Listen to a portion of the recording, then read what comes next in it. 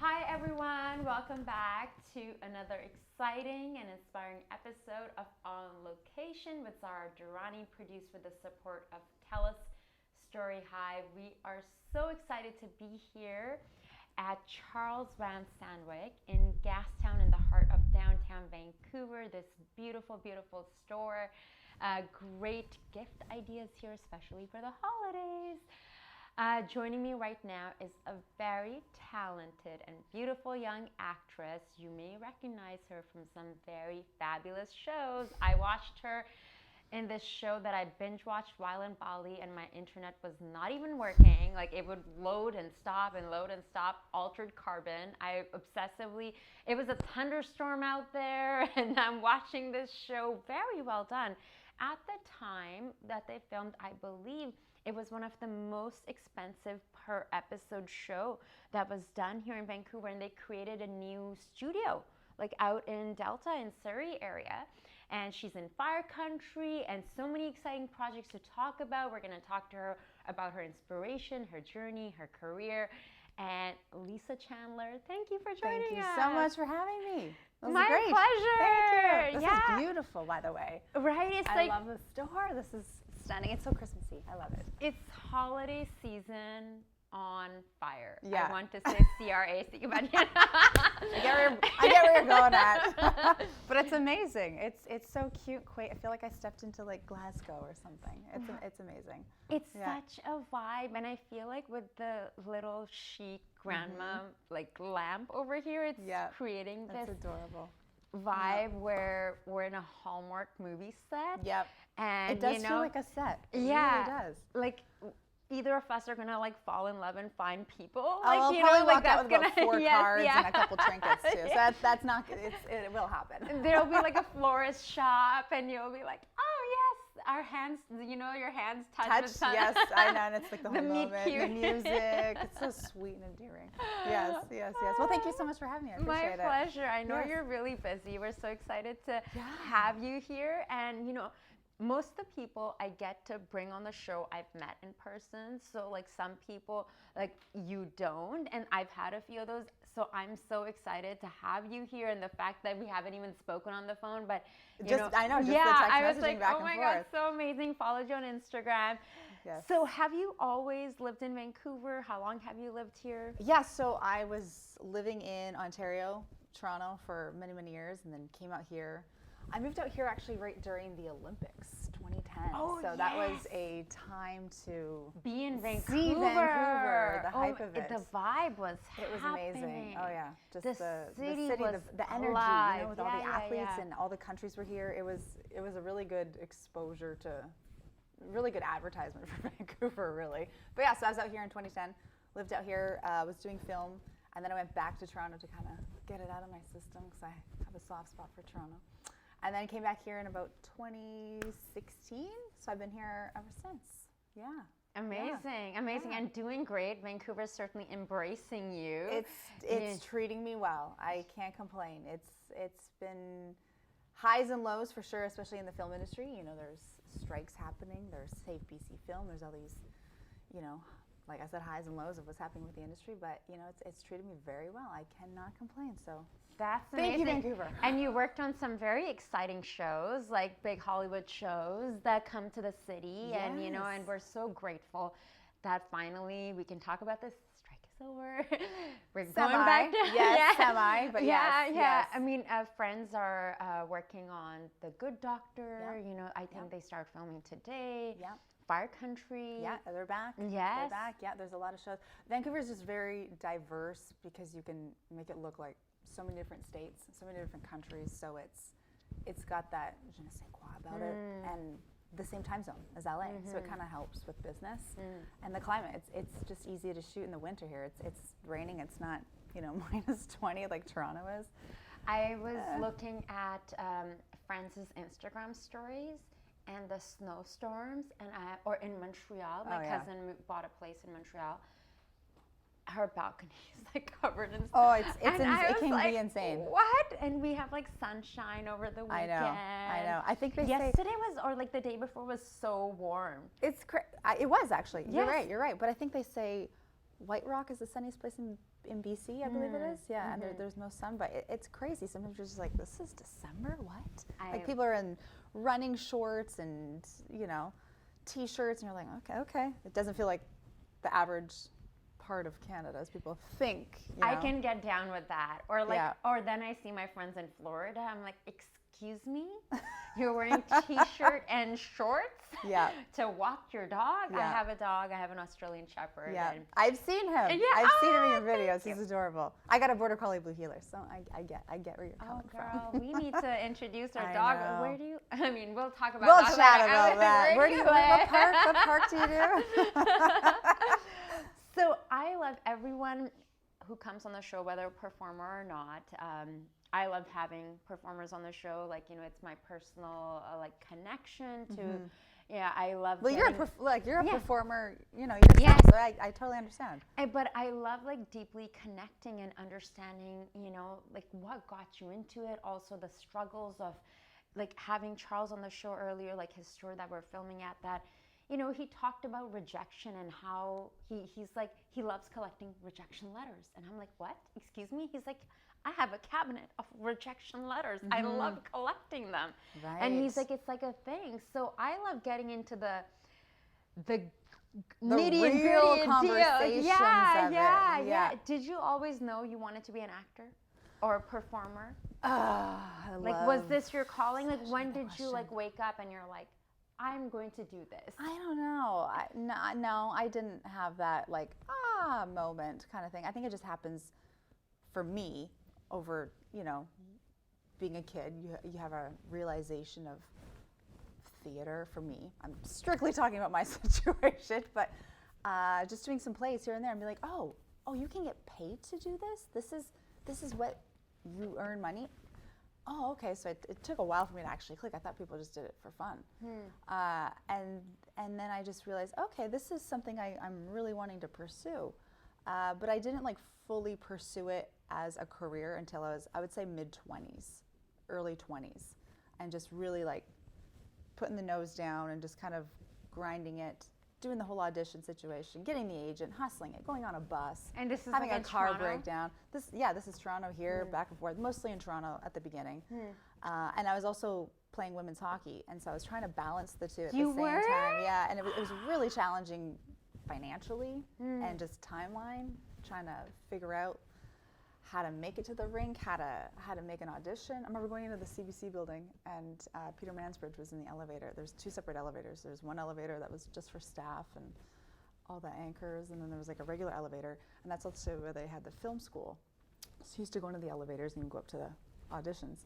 And I remember, I think their elevator was out or something that day, so he hopped into just, I don't want to say the regular elevator, but the other elevator. I remember standing there going, Peter Mansbridge, oh my gosh, okay. And I remember he was saying, what are you here for an audition? I was like, I am actually. And he's like, well, break a leg. And he did one of these things. And I was like, okay.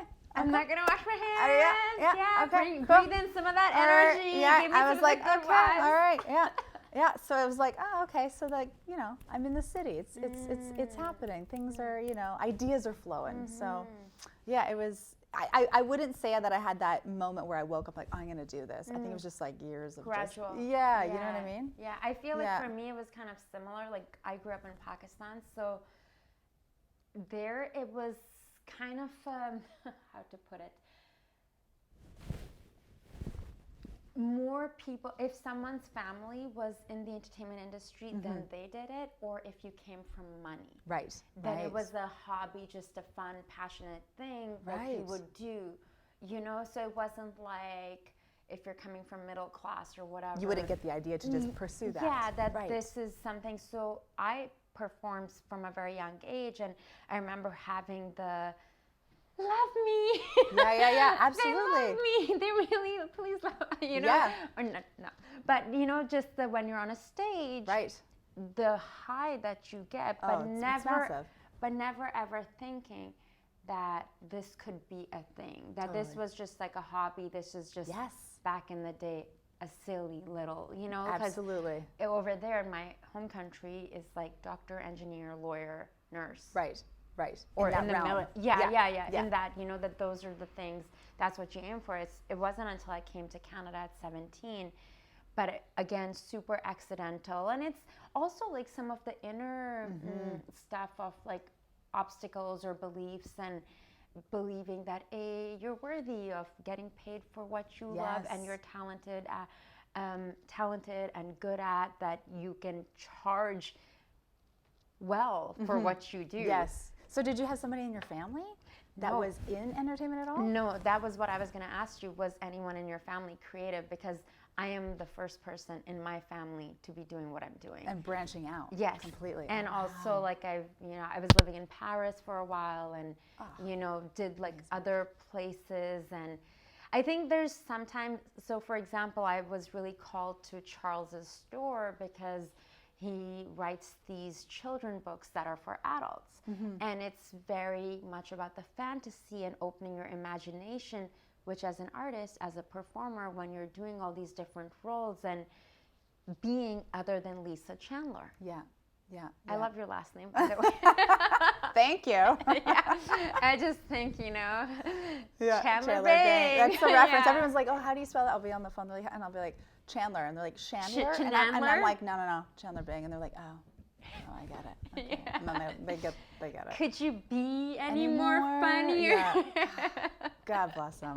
I know. That hit home when he passed. Yeah. That really did. There's two people, I feel like, in the industry that really, it was a zinger for me. It was Robin Williams.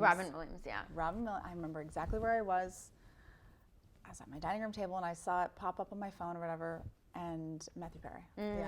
Yeah. Those were two big ones. I think just, growing up, you put on movies that make you feel a certain way, and Robin Williams is one of those, individuals that he just had a certain style of his humor, the way he just talked to people. I don't know. There was just something about him you can't really explain.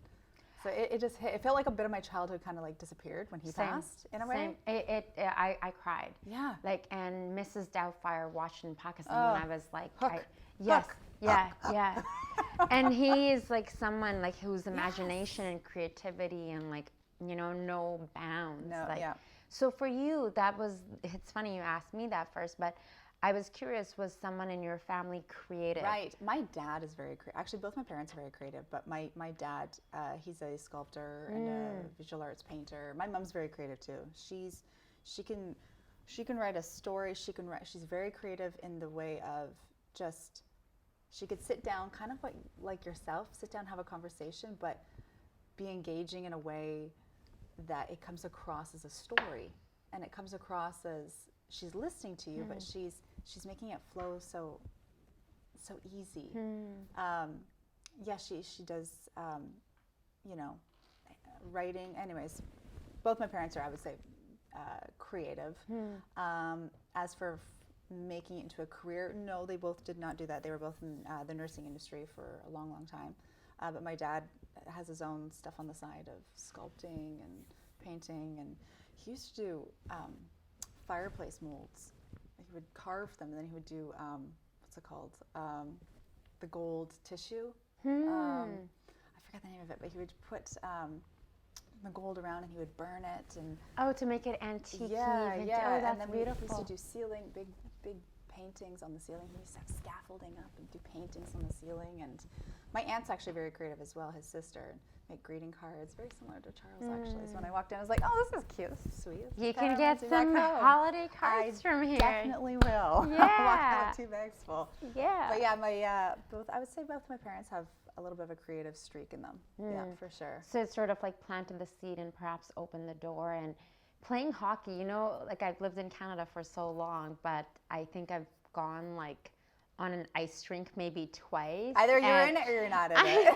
And that's okay. That's okay. It's not for everyone, But yeah. So what was it like playing in a women's hockey? That sounds so exciting. I first started out playing boys, as a lot of us girls did here in Canada, and just kind of, stayed with the boys for as long as they could. And then slowly there's, women's teams that opened up, when you're 12, 13, 14, 15, especially if you live in a small town. So yeah, I played when I was about 6. I think I started, and then I figure skated for 1 year, switched over to hockey because my brother, obviously, is competition. You got to follow your older brother. And you're like, I'm going to show you. I will go toe to toe. Yeah, 100%. And then I think what happened was they needed a goalie. The goalie was sick or something. It was, I don't know, it might have been like a 10. The goalie was sick. I filled in. They're like, all right, you're in, kid. Threw me in, and rest was history. I was a goalie for about 17 years. About that, yeah. That's so cool. I honestly admire that because I think it's sometimes when I go to these, like, you know, community center, like on Denman or Robson. Oh, I love that little rink. That's a great rink. I've been to that one. It was like our holiday thing last year or the year before, and I'm going with like a bunch of friends, and they were like, it's okay, I'm not that great either. And they were like twirling and like doing these. Ripping it up. And just cutting it everywhere. And everyone's taking turns to like hold my hand, and they're like, you can do it, honey, you can do it. And then I went around like by myself, and I was like, oh my God, the first time I was so proud.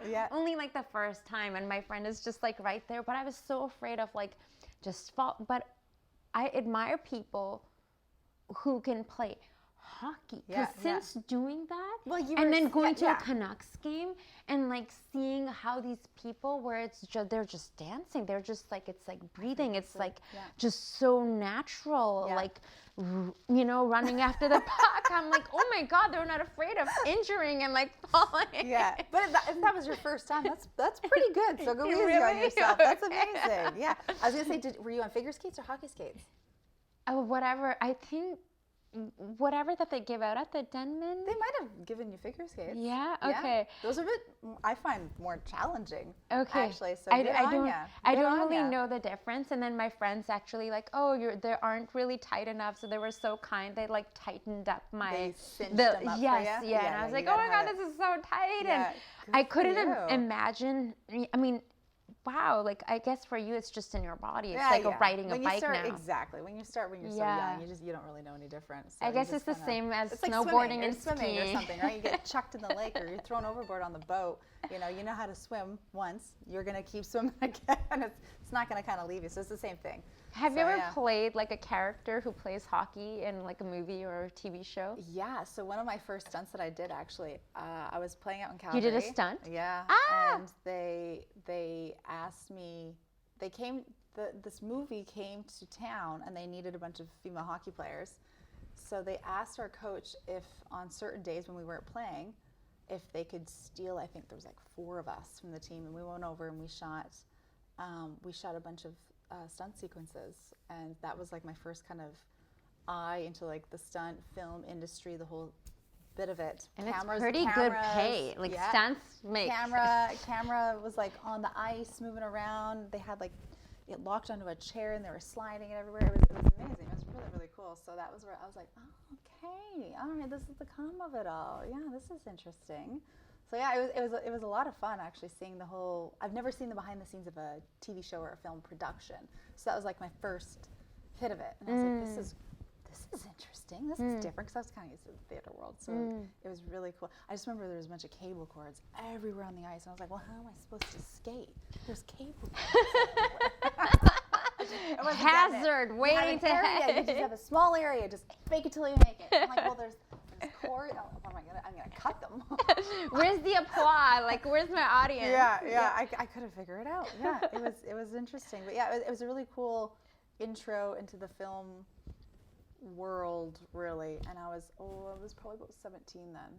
Yeah, 17 or 18 then. Yeah, it was a really good little start. That's amazing. And from then you've like come so far. Like, I just realized on Far Country, one of my friends, Barry, he was the DP on it, and he's not returning this year, sadly. And the script supervisor, Geneviève. Yes, I know Geneviève. Yes.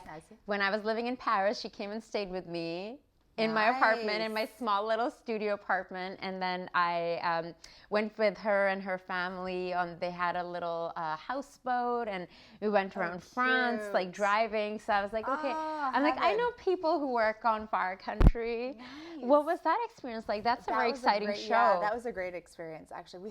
We had the episode was the fire. Basically, the fire hall gets called to a barn that was burning, and there was a bunch of horses inside. And my father passed away, so I inherited the barn and the horses.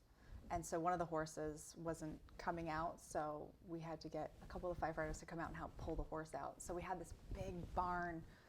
A lot of it was CG, but we had sections of the barn that was actually like lit on fire, burning, and we had to pull the horse out. And Really? And then I couldn't find my daughter, and there was a whole other part of the scene. But So it how was was the really cool to horse see when the he was barn. filming with the fire? So we had an actual horse inside, beautiful horse, lovely. And we just kind of cheated it. We just cheated. We had the horse inside. And he was super calm. He was, Wow. Yeah, he was very obedient. Like they had the whip going up, and so he would go up, come back down, come back down, come back, you know, up, down, up, down. I'm supposed to be pulling on the reins, and he was great. Like he was just so well trained. It was amazing. Wow. So we had sequences of the barn burning. The horse was there, and he's just cool, calm, collected. Yeah, I've done this.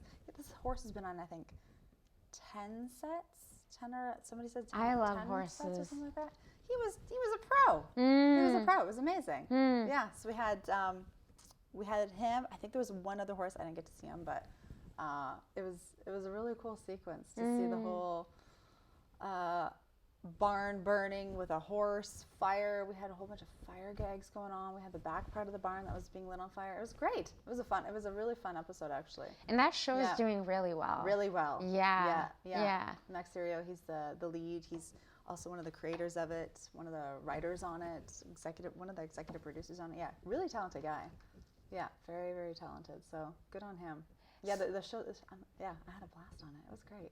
How do you, I mean, like, I know this is such a generic question to ask, but like, after, for example, you booked a job, you know, what do you go through emotionally?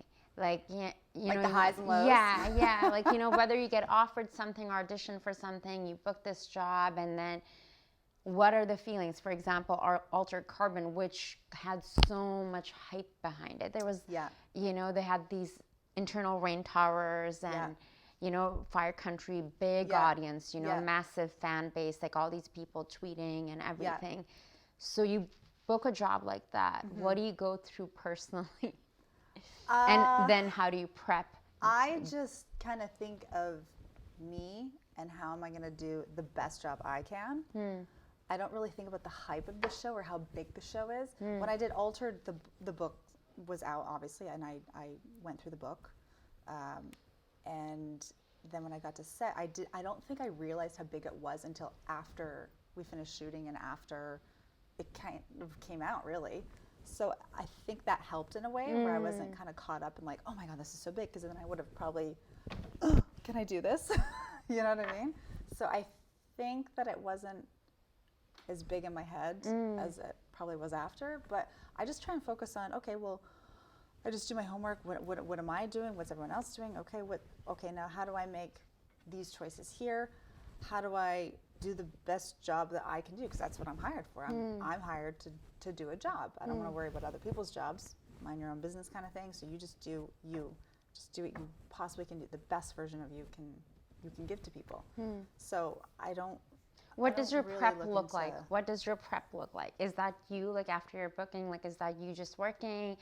Do you, I don't know. If I find out that I've booked a gig, it's fun. It's great. It's very satisfying. Of course, your ego's like, yeah, okay, I worked hard. I booked it. It's great. It's the same thing, I think, with you know, most jobs. When you put the work into it and they tell you, hey, this is going to be yours now, it's like, okay, great. Little sigh of relief. I put the work in. If you're not over-prepared, you're not prepared. So when I do find out I booked something, it's like, okay, great, awesome. Now I can put the real work into it. Now I can really, you know, when you get the script or you get your side specifically, if you don't get the full script, and just work it, grind it, grind it, grind it. If you're not over-prepared, you're not prepared. It's like the number one thing I've learned. So yeah, I would say that's my go-to, is just really work on that. Stay home on the weekends. Just focus on the work. You know, sometimes you have a turnaround of, you know, a week. By the time you book, by the time you go in for a wardrobe fitting, you give all your stats. Sometimes you're on like in a week, so it's like you don't have time to like go out and party and celebrate, which I don't really think a lot of people do that anymore. That's like an old school mentality. Yeah, I just try and head down and just kind of go right through it. Yeah, it's interesting. Have there been moments that you were on set and you've had this realization of like, wow, I'm like really doing this. All Like the time. I'm like all the time. I'm like proud of myself. Like I am this you know, it's just like when you have an idea and you put it out there. Yeah. And then you're just like, wow, I can really aim this thing. This is like really And happening. It's happening. Yeah. Yes. I was just on a show, Billy the Kid, out in Calgary last year. We were shooting that. And all of us, literally all of us, were sitting on horses and carriages, and we're on location, and we're just looking out. And the scenery is epic. It's absolutely stunning. There's a reason why they shoot in Alberta for a reason. Like it's beautiful. It's breathtaking. And we're just sitting there, and we're just like, pinch me. Like, is this real? Like, is this like I'm getting paid to do this? Like real talk. Like this is like I'm getting paid to do what I love, and this is beautiful. I'm not like laying on some wet concrete ground with the rain. You know, that's part of the biz too. But like, I was just like, wow, this. You know, you put it out there, and you know, you have your vision boards and your journals, and that's what I do. And I just put it out there. You know, you write and you do your thing, and then you close it up, and then you know, you move on with your day, and then slowly, like the universe is like working with you in harmony. You know what I mean? It's understanding what you're putting in there. You know, it might not happen today, next week. It doesn't matter. You don't have to know about that, but as long as you know, is you're putting the work in, and then when it happens, you're like, wow, okay. It can, you know, the universe has your back. You know, it wants to work with you. You know, not for you, not against you. It wants to work with you, like in harmony. And I've learned that over the years to just, you know, relax. You can only do so much. You have to do your part, and then the universe has to like do its part. You know, it's a fine line, massive fine line. And it's taken me a long time to realize that, but it helps. It really does help. Otherwise, you're always like, I'm trying to do this, I'm trying to do that. And it's like, okay, you can only do so much. You got to kind of put it aside, you know, and just, you know, it's like if your car is broken, you know, and you're not a mechanic, and you take it to the mechanic, you're like, okay, I want to get under the hood. It's like, well, no, you're kind of disrupting the mechanic's job. Just go over here, let the mechanic do its thing, and then the car will be ready. Just breathe. It's okay. I love a weird that analogy, but you know what I mean. No, it's a great analogy. It's the yin and yang. Yeah. You know, it's like we have the daytime and the nighttime. You do the work, then you have to rest. And you rest not knowing what's going to happen tomorrow. Are you even going to wake up? Totally. You know, 100%. or what shape or whatever way you're going to wake up tomorrow. I think that is a great analogy. I love the photos I saw from your Billy the Kid, like some of those, the costumes and everything. Costumes. Oh my gosh. I've seen Amazing. like the very older Western Billy the Kid many years ago. I grew up in Pakistan watching like all these classic Turner, TNT, MGM. Yeah. And that's kind of how I learned English. So, that's great. That's awesome. So when that's congratulations. And some of the photos and costumes. And I think you're sitting by a piano. Like that looked really. So tell us about that experience. They're very authentic. Like they're wool, silk, heavy, like true authentic fabric. None of the polyester stuff. None of that stuff. Corsets, tight, just cinching corsets. You know what I mean? But it's like posture, keeps you upright. Minimal makeup. You know, minimal products in the hair, like very natural, which it's nerve-wracking, but I respect. Because I it's really real. Do. It makes it's real. It's authentic. You know. Completely. So I love period pieces. I love going into a world that's, you know, not current, even if it's like, you know, 1990s period pieces. It's just fun to make believe.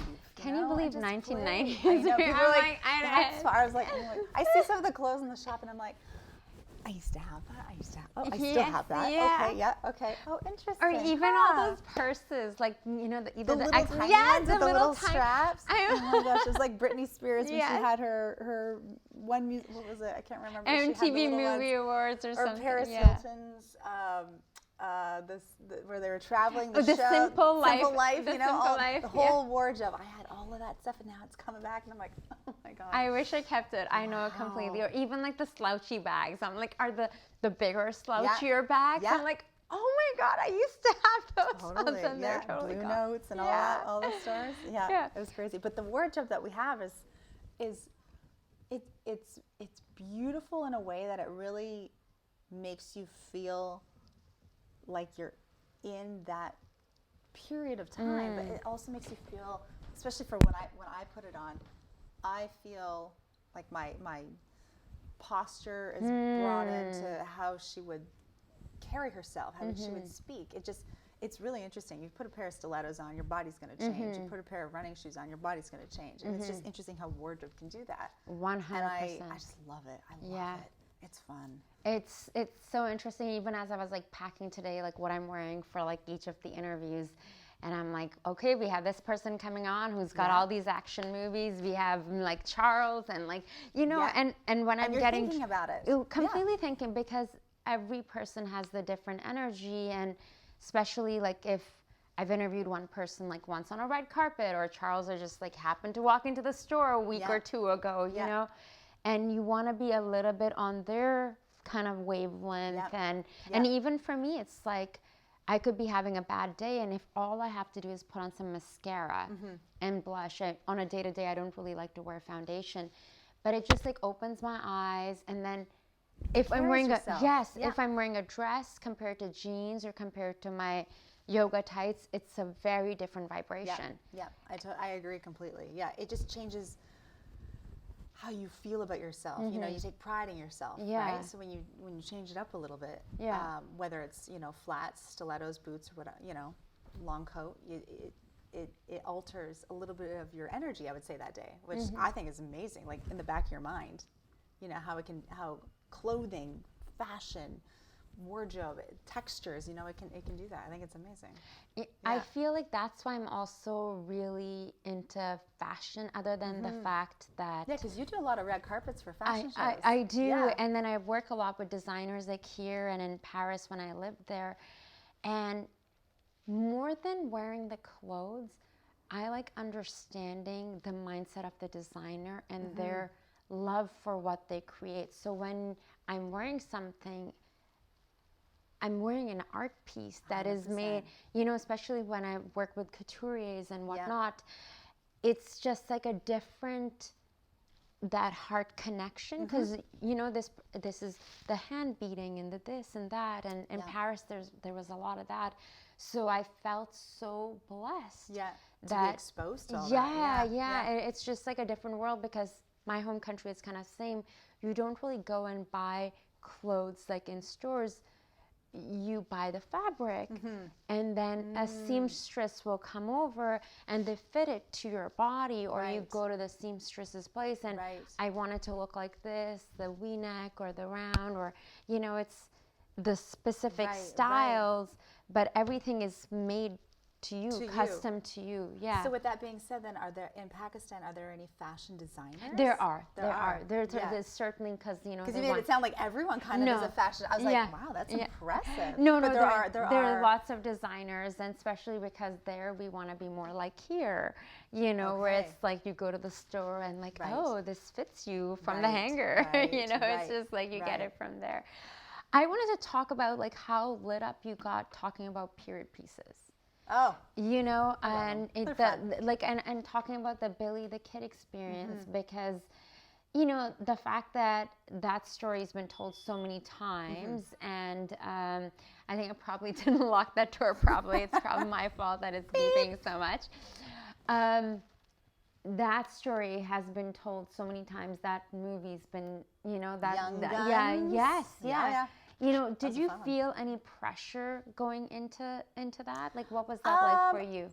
Because I'm portraying a woman based off reality, Susan McSween, I went into it thinking, okay, and I still do, I want to represent the best version of her possible, the truthful version of how she was, and just show the story of her side of the story and how she carried herself. There was a book that I bought, Champlain, I believe is the author's name, and she talked about her upbringing, her childhood, how she was raised. She didn't have the greatest upbringing, and why she did certain things. she came from a background, a little bit of piano, and she had like poise, and she carried herself in a certain way. And that She a also was, picture of you with, okay. Yeah, so I tried to like think of all of, you know, all these little traits that she has, and all these habits that were all, like, written down. People carried, you know, documents over time in New York and Philadelphia where she was at, and when she moved across into the plains, there was documentation of it. So I tried to like take it and just, I'm still doing it because we're still shooting, but I'm trying to take it and just really be true to who she was. There's my version, and then there's her version, and then there's the TV version. So it's finding all three that works, but that's from my mind, the best version of being Susan McSween. So it's a little bit of this, a little bit of that, a little bit of this, a little bit of that. So it's a balance, and I'm still figuring out. Like, I don't have it down pat. I'm still figuring it out, and I just want to execute it as correctly as possible in a intriguing way. I still want it to be interesting, but I don't want it to be, you know, I want it to be truthful. Yeah. Do you find yourself reaching more out for like some, because now corsets are also back in style. They are back in, I don't know how, but they are. Do you remember in like the early 2000s, like everyone was like, I wore like the corset and jeans and the low. And it was sheer, and then you would have the low 1-inch zipper. Oh yeah, oh I remember that. I didn't buy the corset, but I saw it in the store. But I definitely had the low 1-inch jeans. But oh God, I think Christina Aguilera set that trend, or somebody in the music industry, I think, set that trend with the corset. Had the ribbing that came up with the sheer look with the low jeans and the belt, the big belt buckle. Do you remember that? That was my like club go-to yes. look. With the boots, the stiletto boots zipped up, and the little tiny purse. It's the J-Lo, Christina Aguilera, like all of J-Lo that. had it too. Yeah. So it sounds like now after, you know, doing your pure piece, you're ready to get into maybe on a red carpet, okay? Maybe we would have to see that. I know. I have to every time when I put it on and we break for lunch, they're like, do you want us to take you out? And I'm like, nope, absolutely not, because I'm not going to get back in. Wow. Because it's literally just clipped, or it's cinched to the back with I don't want to say rope, but it's cinched in, and then the front, they're like the clips that go all the way up. But I feel like once you unclip it, it's just like, it's like a whale, just like. You are. You know what I mean? It's just like, oh my gosh, okay, all right, done. Okay, now you gotta, you know, after you eat a meal, you're shoving your meal in. You got, all right, 20 minutes, and then you gotta cinch it back. It's not fun. So you learn to like smoothies a lot. You get a good Tupperware container, and you get your lunch to go. Yeah, it makes me think of the scene from Titanic where. Oh, and they're cinching her? Yeah, they're just, she's like tighter. Actually, you're just. There's a scene in another period piece, Little Women, the original, with Susan Sarandon, and I think it's Meg. Meg is going away that for like an evening dance or something, and they're cinching her up, and she's like holding on, and she's holding on, and they're just like cinching her, and I think one of the girls in the background passes out because they're just like going so hard. But it's true, a lot of women used to pass out. They used to have a pole they used to stand on, or they would have also like the bed poles. They would come in and they hold on to it, like literally, and then you'd have to put your hands down because you don't want to have your rib cage higher when they're cinching. Oh my goodness, I'm so glad we don't have to wear that. They used to have hooks and hook them, hook. Oh, it's crazy. God. Yeah. But the boots, everything that we're wearing is all made authentic. Made from scratch. Like the leather boots that I have are like, I would love to wear them after the show. They're made to my foot, like a glove, but a boot. You're like, this is in my contract. Yeah, I would like the boot. They're beautiful. There's like 60 hooks all the way up. Wow. They're stunning. They're stunning. Kind of hot. Yeah, they're stunning. Like, they're beautiful. Like the craftsmanship in it is amazing. You must have been exposed to amazing pieces like that when you were in Paris. Yes, I feel very, very grateful. And some of them I got to keep. Yeah. One that I will never forget. And it's interesting forging those relationships with the designers, because I would just sort of like what happened here, but Charles the store, I would just like find someone through social media or like a atelier or whatever. And now those friendships are like, you know, forever, and they are sometimes very kind. They gift me pieces, or they'll be like, "Oh, you look good," and it's also about appreciating the art, right? Like it's like if it's just like something that you just throw away. Versus like I think I and also like doing several different shows and bringing them and sharing their stories, and they're like, wow, like you really like care and you want to know about us and the process, and there's a genuine interest. Yeah. So I felt really, really, and it's a different world, right? Like going from like living in Vancouver to moving to Paris, and it's interesting because people can have a judgment about Paris here, but everyone also does struggle there. There is like the luxury side of it, and then there's the real life that nobody really wants to probably discuss, talk about, or showcase. Exactly.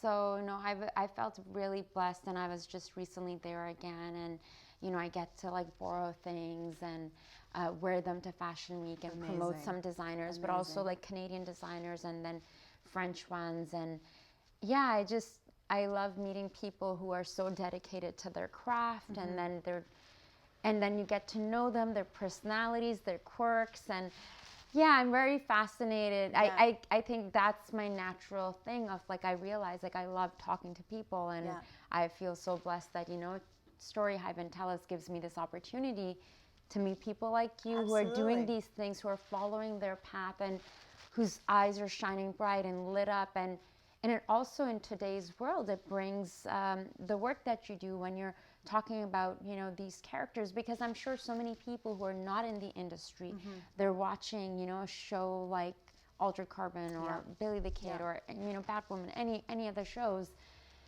They don't know the amount of like I remember, because Batwoman was filmed here, and like I had friends who were working in crew, and they're telling me, because they'd be downtown and like the nights, and every time I'd go past the art gallery, and it was like the long days, and I was like, I don't envy these, when it's outdoors raining and all the work that goes into that it's the blood, sweat, and tears of the cast and crew, not just the tell us about well, I was going to say, sorry, I was going to say, it's exactly like what you were saying earlier, like when you have like the idea and it works and it clicks, and you're like, I get to do this for a job.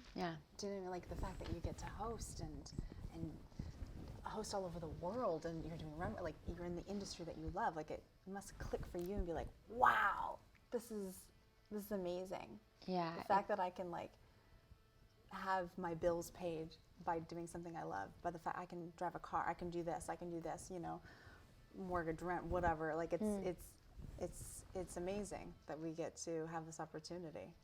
And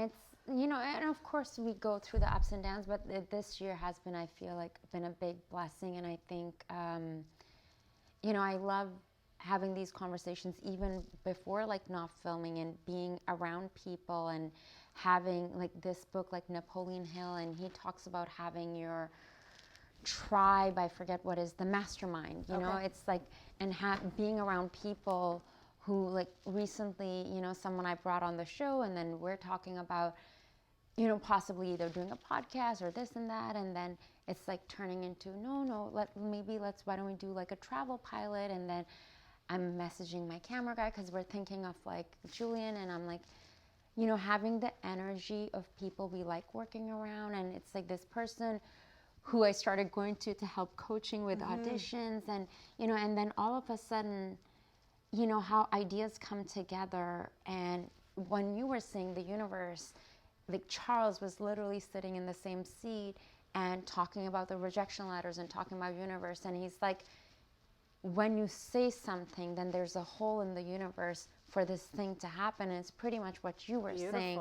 So I love hearing that from individuals, that what is your thought process like, especially when it comes to rejection, because as an actor, as a working performer, like how do you, especially when your skin is really in the game, when you're like, man, I'm for sure I did a really like good job here. Like this was so on it. Like I'm so like, I see myself being on set. Yeah, you envision it. And like, you know, like getting called to set and like, you know, in the character and the hair and makeup, I am this. Yeah. I've had a few of those this year, and then when I don't even get a call back, and I'm like, I know. It's hard to not take it personal when the whole thing is personal. It's you, so it's so hard to not take it personal. When people say don't take it personally, have a thick like, skin, what does that mean? What is that? But I've learned though, just do your work, just do you. You have your control of what you can do. At the end of the day, you can't control the judgment, the opinion of what other people are coming their way towards you or their expectation. So you have to do your work and then just walk away. Walk away. Don't, you know, hang the coat up. Just walk away. You can't let it itch away and peck at you. Otherwise you'll go insane. You'll go absolutely insane. You did the best version of what you can show them, how you're, you know, say for like a hosting position that you want to do, or for an audition, you did how you were going to do it. It might not be in line with what they're looking for, but that's okay. You did a good job. You did a good job. And it's just reminding yourself, like, I did the homework. I did everything I possibly could. All right, walk away. And it's hard. It's really hard. It's not easy, and it's not something that you just like click. I got it overnight. It's like, no, it takes a while for that to register in your head. It's like one of these beautiful pieces of art, you know. I might be looking for a rooster. That's not the rooster I'm looking for. I'm looking for something different, but that's beautiful, but that's not it. It's the same thing, you know. You put an audition down on tape, you're like, that's great. It's not what we're looking for, but that's beautiful. That's a really good job. And you just got to learn to just separate yourself from being offended. And, you know, like, I've done this for so long. It's like you have to still find the joy in it. You still have to find the love in it. Otherwise, once that's gone, what are we doing? Why are you here? What's your game plan? You know, you still have to find the love in it, the joy in it. And find other things, too, on the side that make you happy, you know. I feel like everybody just puts their everything into, like, the one category. You know, it's like, it's okay to branch out and try other things. It's totally okay, especially nowadays, you know, when it's like, you know, stick of celery is $5 and milk is like $15. It's like you have to find another avenue as well. Yeah. You know, find something that you're gonna love. You know? I think like maybe 5-10 years ago it was almost like, okay, just do one thing. Versus now, I found like in LA it was totally normal that someone's an actor, they're also a writer, they own a talent agency, and they're doing multiple different things. Yeah. And like back then I was also doing PR. You know, I was working with actors, but something inside of me, I was afraid of promoting myself as a PR person when I'm also a performer, I'm a TV host and an actor, and I'm doing these other things, because I was like, well, what are all these other PR people going to think? Who are you? Totally, am I going to still get invited to these events? You're afraid of the judgment of it. Yes. They're like, you know. That's the norm, though. So my critic, like that, you know? My critic, and so that's what I want to ask you, because my critic, I've had to, you know, like lately. Your internal critic. Internal critic, yes. Where I do the thinking for the other people. When, you know, we don't even know. They're probably not, they don't care. We're but, you know, worst critic. But this is like, this is so loud. So what I've been doing recently is like, I do it on and off, but like, especially the last couple of weeks, is committing to journaling daily and writing affirmations. Yes. Like affirmations, I do like daily gratitude for the last 5-6 years. Like it's been like a daily thing that I do. And even if I'm like kind of upset or I don't even feel it, and like, you know, like, like someone was like, so I started into, and it's kind of funny that even sometimes when I'm doing these affirmations, it triggers things inside of me. And like, so I would love to, but I've heard and it's proven, like, you know, so many therapists and so many books and everything, that the self-talk, what is your self-talk like? So being an artist, being a performer, and I think that being an athlete is probably, you're very connected to your body, you know, that you're able to like maybe move some of those thoughts out, because I know through physical activity there's something magical that happens. But I would love to hear, what is your self-care process look like? Like, what are your I'm very aligned with actually how you are, like the journaling, the self-affirmations. So I do find that when I take care of myself, and I kind of like what I was saying earlier, I can only do so much. I have to let the universe kind of do the rest of the work. Do you know what I mean? But meditation is a big one for me as well, and just let it sink in, let it sit. But as for what I do, I feel like when I write about it, and I'm being specific but not at the same time, because the universe also will throw you some things that you're like, oh wow, I totally didn't expect that. I didn't think of that. That's an interesting perspective. So I try and write things that I'm doing, but as if it's already happened in the future.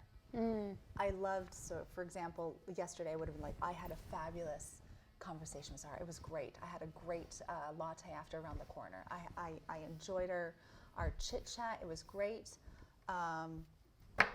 As if it's already happened. So moving forward, you're putting it already out there.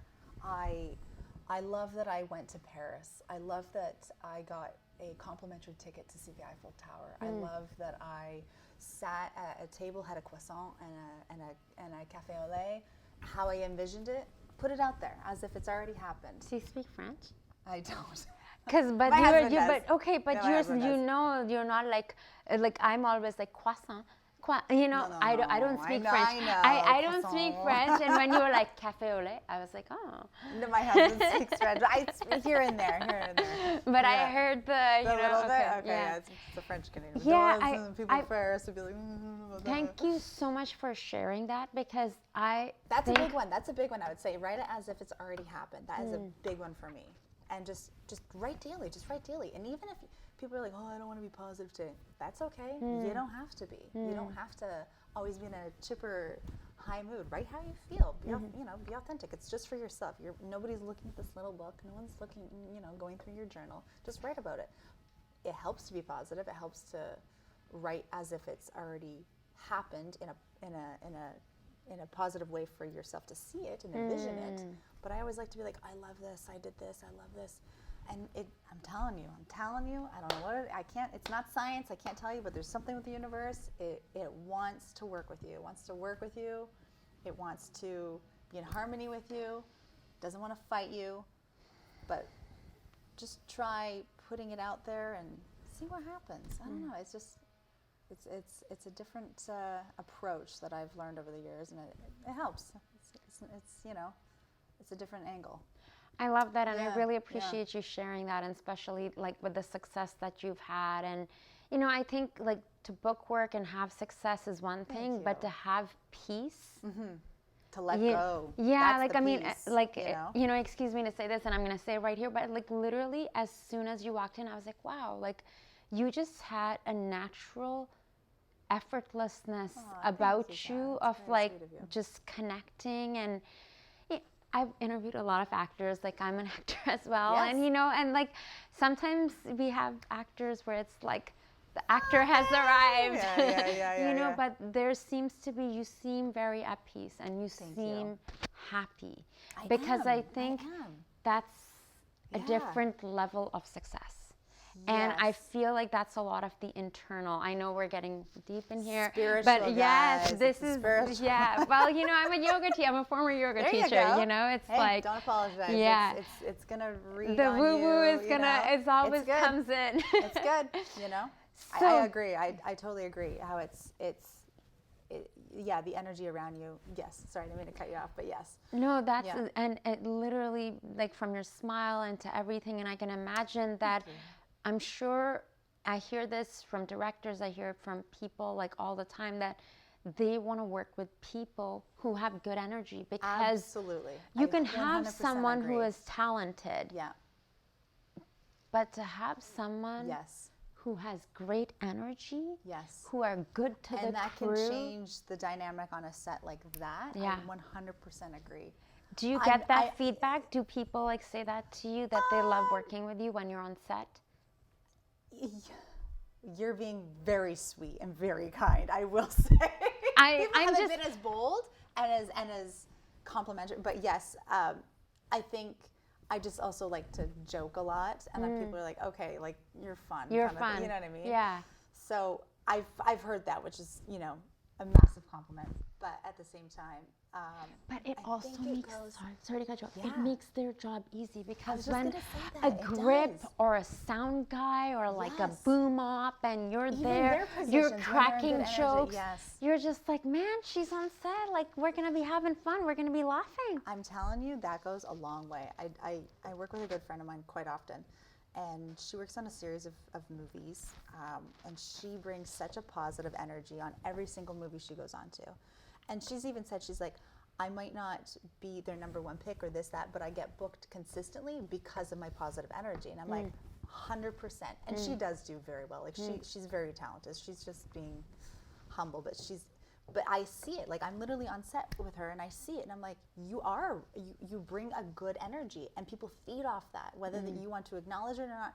People feed off good energy, people feed off bad energy, and people can see it and people can feel it more than anything. So when you bring that I want to call it a power because it is, to a birthday party, a gathering, a movie theater, wherever, you're going to attract people or you're going to push people away. So in this industry where it's all about the business and bookings and how your Instagram following and this and that, how hot you are, it's like, yeah, sure, push that aside. But at the end of the day, are you nice to like be around? Like real talk. Like, are you fun? Are you nice? Are you a nice person? Yeah. You know what I mean? And I think Or that's are you just number here one. to be like, look at this? Totally. Are you here to Versus just sell something like, or advertise something? It's like, or are we here to like, you know, how's it really going? Yeah. Do you know what I mean? Yeah. And I feel like people are paying more attention to that just because there's so many more people on social media. There's so many more products being sold. There's so many more companies advertising this, that. At the end of the day, if you're not approachable, at the end of the day, if you're not kind, people read that. And I feel like that goes a long way. You know, kind of like back to what our grandparents taught us, you know, like be kind, you know. It's old school, but it makes sense. The simple You know? things, and that's truly what counts. Yeah. I know we're wrapping up here shortly. Have you had, I know you've had several of those moments, but a moment on set that you were like, you mentioned on Billy the Kid, but you know, if someone you were working opposite that you were like, oh my God, is this real? Is this a dream? Somebody pinched me. Like, I can't believe I'm working opposite this person on this set. Like, the gods have answered my prayers. Yeah, yeah. It's funny. I get those waves of individual people here and there, and I think it changes on what movie I've just recently watched. Like I just watched Wolf of Wall Street, and I was like, I would love to work with Leo. Like, let's be real. Like, he would be fun. And then I saw Flowers of the Killer Moon. Killer Moon. Thank you. Yes. Yes. So I saw that, and I was like, oh my gosh, that's a heavy film. But I would love to work with him. But obviously, there's like, you know, the female empowerment women out there, Meryl, and yeah, I don't know. I feel like it kind of comes in waves. Yeah, I always love to just work with people who are just inspiring in general. Yeah, I'm not like set on somebody specific or a director that's specific. It kind of comes, and you're like, oh wow, and you get to do this, and you're like, oh, that was a really fun conversation. That was a really interesting person. You know, so I'm not too specific. I just literally thought of Leonardo DiCaprio because I just watched Wolf of Wall Street, which is hilarious. And that's amazing. And I'm meaning to watch The Killers of the Flower Moon movie. Yes. I love asking people. I know this is like a very kind of big and broad question. Oh, let's hear it. What inspires them? Like, what inspires them in life? What gets you going? It's funny because I was on set recently and I just was like literally doing nothing. I was standing in the back. I think I had a sandwich in my hand and I was like, I love being on film. Or like being on set on a film set. Like I just love the factory of it all. Like it's just, you can't, like some people have the rush when they work in the ER. They just love it. They love the adrenaline, the hit of it, you know, in, out, going, you know, working on people, saving people's lives. You can describe it to a point, but at the end of the day, there's like just something that you thrive off of. I just thrive off of being on a set, and it's fun, and it's satisfying, and you're being creative. There's a technical part of it that I love. There's also like the part that, you know, like the secret side of film that I'm still like learning here and there, from like special effects, you know what I mean? Like little things that, I don't know, it's just. You're like a kid in a candy store. Like even as you're describing it, I can see like. It's fun. And I don't even have to be really in a scene, but I could just be like standing there, sandwich in hand, very common for me, and just being like, this is great. I'm inspired by just watching other people work and perform, and I love learning how other people do that process.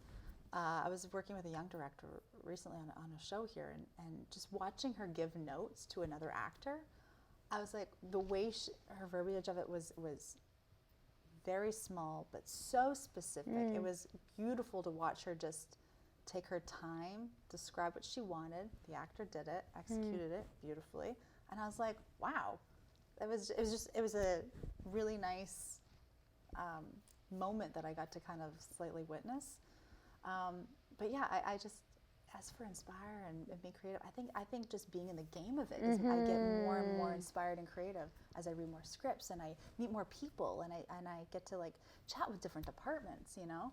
Like sometimes I'll just go to like the sound people and just be like, hey, there's a radio game, you know, it's called Name That Sound. Do you know what the sound would be? And I would just like start talking with them, and they would, you know, on the radio they'd play a sound, and so I would record it sometimes, and then you just have a conversation like, oh, it sounds like a rubber band being, you know, whatever, and then you just have a conversation for like 40 minutes, and you're like, oh, gotta go, but it was great chatting. You know what I mean? Like sometimes probably you just meet made their people. day. Yeah, probably like made their day too. Yeah. No. Yeah.